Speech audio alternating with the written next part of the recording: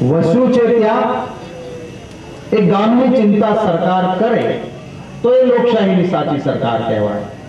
મહાત્મા ગાંધીજીએ કહ્યું હતું ને કે સાચું હિન્દુસ્તાન ગામડામાં વસે છે, શહેરમાં નહીં, ગામડામાં વસે છે। અને ગામડામાં વસતા ખેડૂતો, ગામડામાં વસતા મહેનતકશ લોકો એ માણસના પેટનો ખાડો પૂરે છે। મને બતાવો તમે કોઈ ઉદ્યોગપતિ ગમે તેવડો મોટો ઉદ્યોગ નાખે એ એમ કહી શકશે કે મારા કારખાનામાંથી એવા દાણા બને છે કે જાઓ ઘરે જઈને રોટલો બનાવજો ને તમારા પેટનો ખાડો મટશે।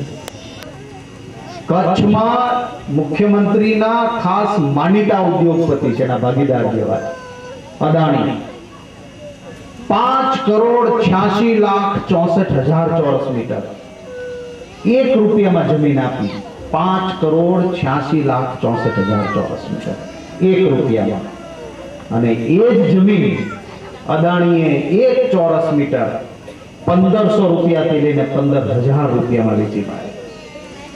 કોંગ્રેસની સરકારે નક્કી કર્યું સેલિનિટી ઇન્ક્રીઝ પ્રોગ્રામ, ક્ષાર નિયંત્રણ યોજના કે ખાર આગળ ન વધવો જોઈએ, બંધારા બાંધવાના, દરિયાનું પાણી આવતું રોકાવાનું, બહારથી વરસાદનું મીઠું પાણી ત્યાં ભરાઈ રહે અને ખેડૂતની જમીનમાં દરિયાનો ખાર આગળ ના આવે, આ યોજના કોંગ્રેસની સરકાર હતી ત્યારે બની હતી।